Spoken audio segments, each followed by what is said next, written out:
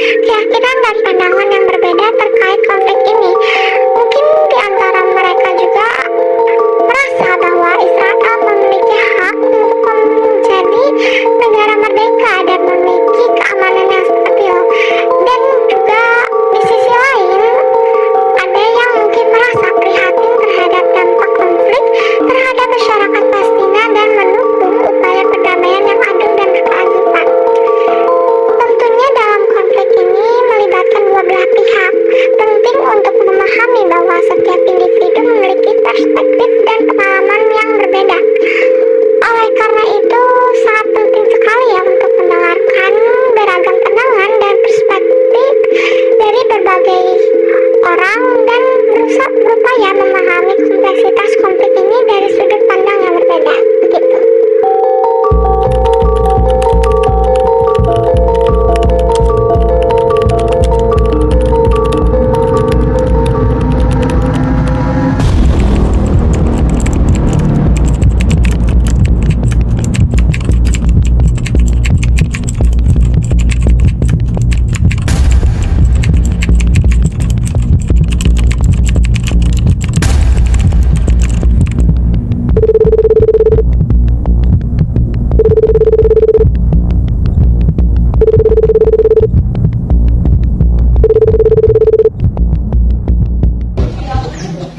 Selamat sore dan selamat datang di Talk Show Pramudia.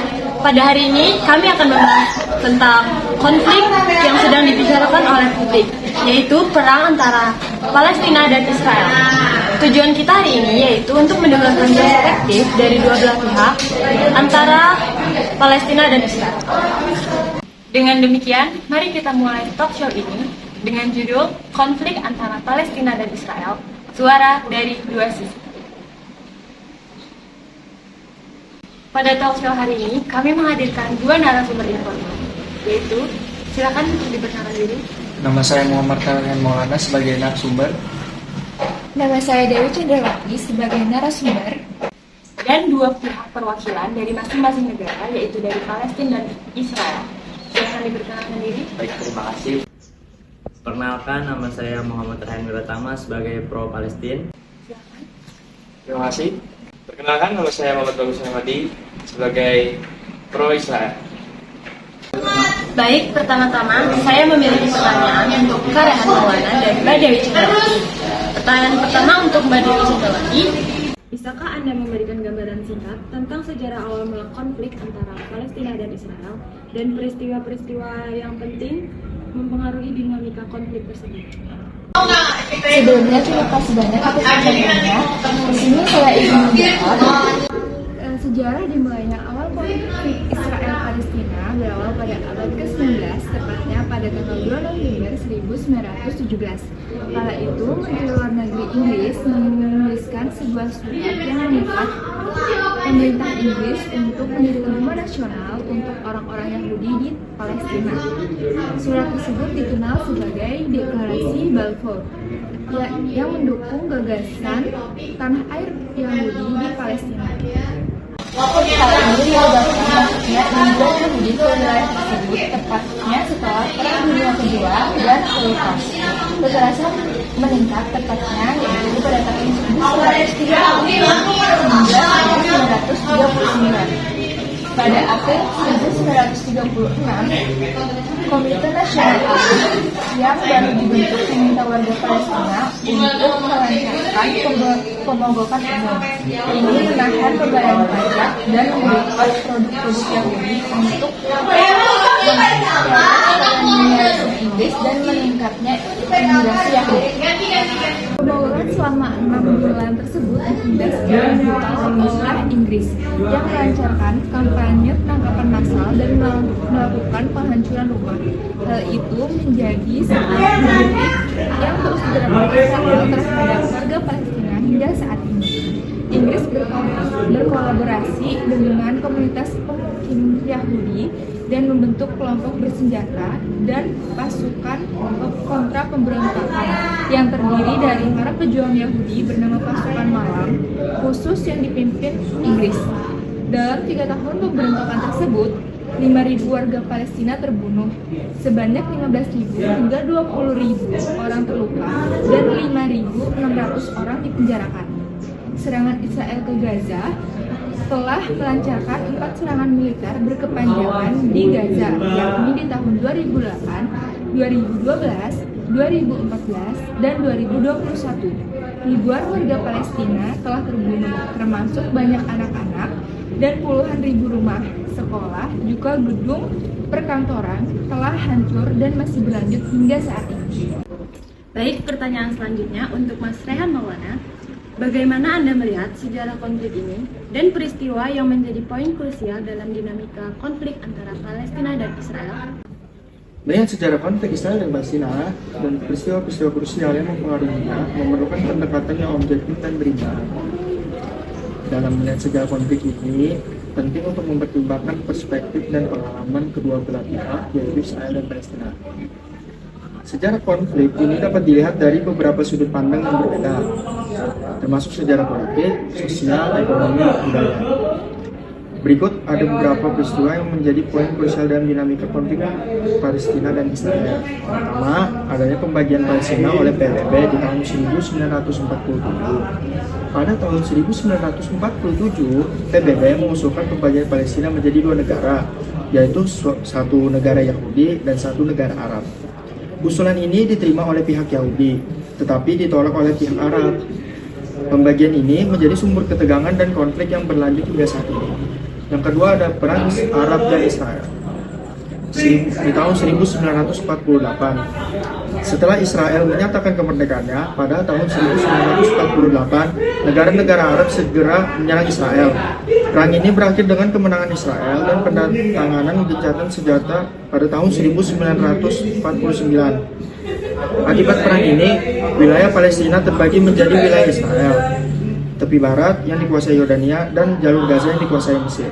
Yang ketiga ada perang 6 hari di tahun 1967. Pada tahun 1967, Israel melancarkan serangan terhadap negara-negara Arab yang bersekutu untuk mencegah ancaman perang. Israel sendiri berhasil merebut tepi barat, jalur Gaza, semenanjung Sinai, dan dataran tinggi Golan. Perang ini memiliki dampak signifikan terhadap dinamika konflik Israel dan Palestina.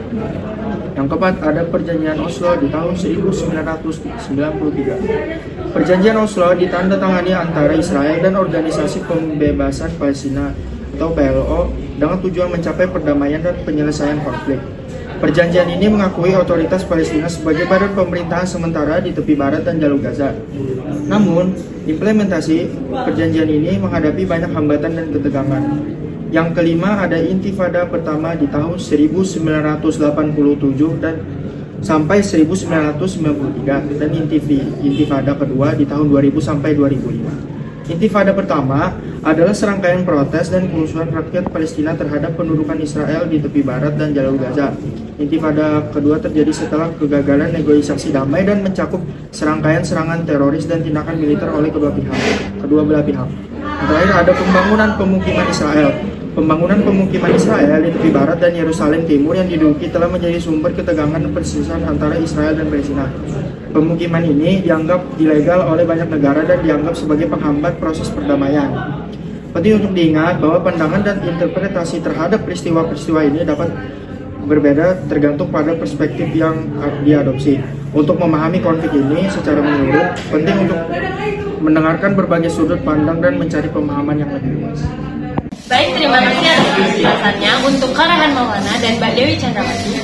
Selanjutnya kita akan mendengarkan perspektif dari dua belah pihak negara, yaitu perwakilan dari negara Palestina dan perwakilan dari negara Israel. Pertama, pertanyaan untuk Bapak Rehan Wiratama selaku perwakilan dari Palestina. Bagaimana pandangan Anda tentang konflik ini dari sudut pandang Palestina dan bagaimana dampaknya terhadap masyarakat Palestina serta upaya perdamaian yang diinginkan oleh pihak Palestina? Baik, terima kasih. Dalam sudut Palestina tersendiri, konflik tersebut sering dianggap sebagai perjuangan untuk hak-hak nasional dan kemerdekaan mereka. Banyak warga Palestina merasa bahwa mereka telah kehilangan tanah dan hak mereka karena konflik dengan Israel. Perspektif ini sering kali menekan isu-isu seperti pendudukan, pembangunan, pemukiman, dan pembatasan gerak di Palestina. Pemahaman mendalam terhadap pandangan ini dapat mencakup pemahaman tentang sejarah, identitas nasional, dan upaya menjaga penyelesaian yang adil. Dampak bagi Palestina juga sangat banyak. Di Gaza, masyarakat telah hidup bertahun-tahun dengan krisis lingkungan. Masalah yang mereka hadapi adalah krisis air bersih, pencemaran lingkungan, kenaikan suhu, serta perubahan periode musim dan curah hujan yang sangat lambat. Masyarakat mengalami krisis air bersih karena air yang ada telah tercemar dan pasokannya terbatas. Lingkungan sekitar tercemari limbah padat dan cair. Hal tersebut mengurangi kesuburan tanah di sekitarnya. Limbah juga menyebabkan penyakit pada masyarakat. Kualitas udara juga semakin memburuk akibat penggunaan senjata perang rudal. Perang di Palestina juga memiliki dampak yang luas dan beragam bagi warganya, termasuk kerugian fisik, ekonomi, trauma psikologis, dan perubahan signifikan dalam kehidupan sehari-hari. Warga sipil menjadi korban, mengalami kehilangan keluarga, rumah, dan sumber daya penting. Infrastruktur sipil seperti rumah sakit dan sekolah juga dirusak oleh Israel, mempersulit akses masyarakat terhadap layanan kesehatan dan pendidikan. Perang juga dapat meningkatkan tingkat pengangguran dan kemiskinan karena merusak ekonomi lokal. Selain itu, trauma psikologis sangat berpengaruh bagi anak-anak dan warga lokal tersebut. Baik, terima kasih atas penjelasannya kepada teman-teman. Selanjutnya, pertanyaan untuk Bapak Bagus Rahmadi, selaku perwakilan dari Israel. Sebagai perwakilan dari Israel, bagaimana pandangan Anda dari pihak Israel terkait konflik ini? Dan bagaimana keamanan nasional atau upaya perdamaian dan solusi yang diusulkan oleh pihak Israel? Terima kasih atas pertanyaannya. Konflik Palestina dan Israel dipicu oleh perebutan wilayah kekuasaan di mana masing-masing pihak ingin mendirikan negara di tanah yang sama. Wilayah yang diperebutkan oleh Palestina yaitu kota Yerusalem yang mereka anggap sebagai kota suci. Wilayah tersebut terletak di antara Laut Mediterania dan Sungai Yordana. Konflik yang terjadi antara Palestina dan Israel telah berlangsung selama puluhan tahun dan menimbulkan konflik-konflik lain yang bertumpang tindih. Bangsa Yahudi menganggap bahwa kawasan Palestina adalah tanah air mereka. Sejak saat itu, permusuhan terjadi antara masyarakat Islam Palestina dan masyarakat Yahudi Israel yang terus berlangsung hingga saat ini. Ada beberapa hal yang masih menjadi perdebatan dan perebutan hingga saat ini, seperti perbatasan antara Palestina dan Israel, status Yerusalem, dan status para pengungsi Palestina. Dari pihak Israel mengusulkan beberapa solusi untuk mengakhiri konflik Palestina-Israel. Salah satu solusi yang diusulkan adalah solusi dua negara, yaitu perbentukan negara Palestina yang merdeka dan berdaulat di samping negara Israel. Selain itu, pihak Israel juga mengusulkan upaya perdamaian melalui dialog dan negosiasi dengan pihak Palestina. Namun, upaya perdamaian melalui Dewan Keamanan PBB tampak cukup alot. Pihak Israel juga menekan penting keamanan nasional, terutama dalam menghadapi ancaman terorisme dan serangan dari pihak-pihak yang tidak bertanggung jawab. Oleh karena itu, Israel menganggap penting untuk mempertahankan kekuatan militer dan keamanan nasionalnya. Meskipun demikian, upaya perdamaian dan solusi jangka panjang untuk konflik Palestina-Israel masih menjadi tantangan besar. Konflik ini mengakibatkan berbagai isu, termasuk isu wilayah agama, sejarah, dan politik. Oleh karena itu, diperlukan upaya yang lebih besar dari kedua belah pihak dan masyarakat internasional untuk mencari solusi yang adil dan berkelanjutan bagi kedua belah pihak. Baik, terima kasih atas penjelasannya Bapak Bagus Rahmadi, selaku perwakilan dari Israel. Selanjutnya kita akan masuk ke sesi diskusi dan dialog. Baik, pada sesi diskusi dan dialog ini, saya mempersilahkan antara kedua belah pihak untuk saling memberikan pertanyaan satu sama lain. Silakan. Baik, terima kasih atas kesempatannya. Bagaimana tanggapan Anda mengenai guru yang sedang viral di media sosial karena pro-Israel dan ditangkap kepolisian? Bukankah itu adalah hak untuk berpendapat? Baik, terima kasih. Seharusnya seorang guru itu bisa mengajarkan hal-hal yang baik dan netral. Jangan mengajarkan perang itu adalah keharusan. Bukankah itu perlu dapat? Boleh kita berpendapat, tapi harusnya guru itu jangan mengajarkan perang. Perang itu adalah keharusan, tetapi guru harus mendukung perdamaian sebagai jalan tengah. Baik, untuk Bapak-Bapak saya ada pertanyaan. Bagaimana tanggapan Anda Israel membom rumah sakit yang ada di Palestina, sedangkan dalam perang itu sangat tidak diperbolehkan? Baik, terima kasih atas pertanyaannya. Akan saya tanggapi. Menurut pihak kami, itu adalah kegagalan dari uji coba roket dari Palestina yang secara tidak langsung mengenai rumah sakit dari Palestina tersebut. Dari pihak kami tidak merasa bahwa kami yang membom rumah sakit itu tersebut. Atas bukti apa itu adalah roket Palestina yang gagal? Memang kami tidak mempunyai bukti, tapi kebenarannya seperti itu. Bukankah kalian membom negara kami atas dasar mencari tempat persembunyian Hamas, dan mengapa kalian menyerang warga sipil kami? Atas dasar apa pihak kalian membuat pernyataan seperti itu?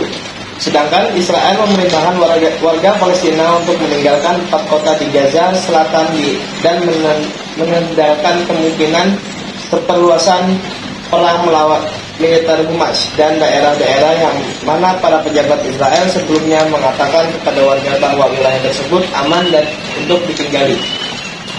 Tetapi faktanya banyak warga kami yang tidak mengetahui adanya perluasan perang. Kami percaya bahwa solusi terbaik untuk konflik ini adalah dengan mengakui kemerdekaan Palestina dan mendirikan negara Palestina yang berdaulat. Kami juga menekankan pentingnya mengakhiri pendudukan Israel di wilayah Palestina dan menghentikan pembangunan pemukiman ilegal di wilayah Palestina. Kami memahami keinginan untuk kemerdekaan Palestina, namun keamanan Israel juga harus dijamin. Upaya perdamaian hanya didasarkan pada keamanan Israel yang kuat dan pengakuan Palestina terhadap negara Yahudi. Kami juga siap untuk berdialog dan bernegosiasi untuk mencapai perdamaian yang adil bagi kedua belah pihak. Baik, mungkin apakah ada pertanyaan tambahan untuk masing-masing kedua belah pihak untuk satu sama lain? Baik, mungkin saya ingin bertanya lagi kepada Bapak Bagus. Mengapa banyak jenazah warga Palestina yang diambil oleh Israel? Itu bertujuan untuk keperluan medis. Jenazah tersebut diambil kulitnya untuk warga Israel yang terkena kanker kulit. Mengapa harus warga Palestina yang kalian ambil kulitnya? Karena kulit warga Palestina cocok untuk iklim di Israel. Mengapa tidak mengambil kulit dari warga Israel itu sendiri? Karena yang sudah saya katakan tadi, banyak yang tidak cocok dengan keadaan iklim di sana, dan faktanya itu sudah terjadi terakhir kali pada tahun 2010. Baik, apakah ada pertanyaan tambahan? Mungkin dari saya sudah cukup. Dari saya juga sudah cukup. Baik, selanjutnya saya akan membacakan kesimpulan dari apa yang kita bahas pada hari ini. Konflik antara Palestina dan Israel telah berlangsung sejak lama dan hingga saat ini belum menemukan resolusi yang pas bagi kedua belah pihak. Meskipun berbagai upaya perdamaian telah dilakukan, termasuk solusi dua negara, namun kedua belah pihak masih bersikeras dengan ideologi masing-masing, sehingga proses perdamaian tetap sulit tercapai. Dampak konflik ini sangat besar, termasuk dampak kemanusiaan dan politik global. Peran Dewan Keamanan PBB dalam menyelesaikan konflik wilayah Palestina-Israel dianggap tidak berperan bagi beberapa pihak, dan Amerika Serikat selalu resolusi Dewan Keamanan PBB. Diperlukan pendekatan inovatif untuk proses perdamaian konflik Palestina-Israel, serta dukungan dari negara di seluruh dunia untuk menyelesaikan krisis kemanusiaan ini. Dengan ini dapat menekankan pentingnya mendengar perspektif dalam konflik ini, serta mengajak pendengar untuk terus memperjuangkan perdamaian dan solusi yang adil bagi kedua belah pihak. Dengan demikian, kesimpulan dari talk show ini adalah bahwa konflik antara Palestina dan Israel masih menjadi isu yang kompleks dan belum menemukan solusi yang memuaskan bagi kedua belah pihak. Dalam penutup talk show kami, Palestina-Israel, suara dari dua sisi, kita telah mendengar pandangan dari kedua perwakilan, Rehan Wiratama dari Palestina dan M. Bagus Muhammad perwakilan dari Israel, serta mendapatkan wawasan dari Dewi Chandrawati dan M. Raihan Maulana tentang sejarah dan dampak konflik ini. Konflik antara Palestina dan Israel telah mempengaruhi kehidupan jutaan orang dan menjadi sorotan publik. Sejarah panjang konflik ini termasuk perlawanan, perjanjian, dan serangkaian peristiwa penting, memberikan konteks yang penting untuk memahami kompleksitasnya. Dalam konteks saat ini, konflik ini juga menimbulkan keprihatinan atas dampak kemanusiaan yang terus berlanjut. Dengan mendengarkan suara dari kedua sisi, kita diharapkan dapat lebih memahami kompleksitas konflik ini dan mendorong upaya perdamaian yang adil dan berkelanjutan. Terima kasih kepada narasumber Dewi Chandrawati, Muhammad Raihan Maulana, Muhammad Raihan Wiratama, dan Muhammad Bagus Fatani yang telah turut serta dalam talk show ini. Mari kita terus berupaya untuk mencari solusi damai bagi kedua belah pihak. Saya Suci Nabila, terima kasih.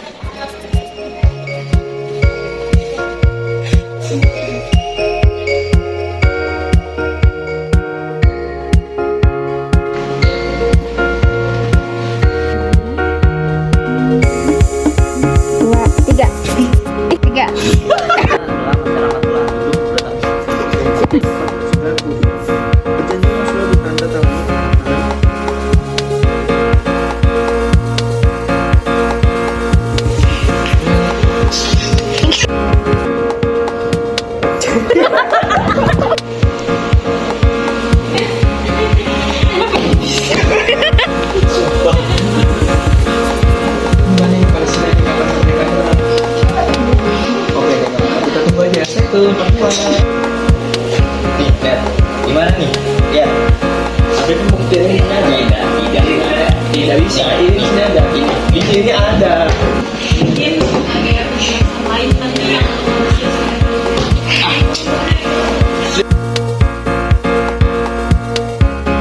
Alhamdulillah wa syukurillah, bersyukur padamu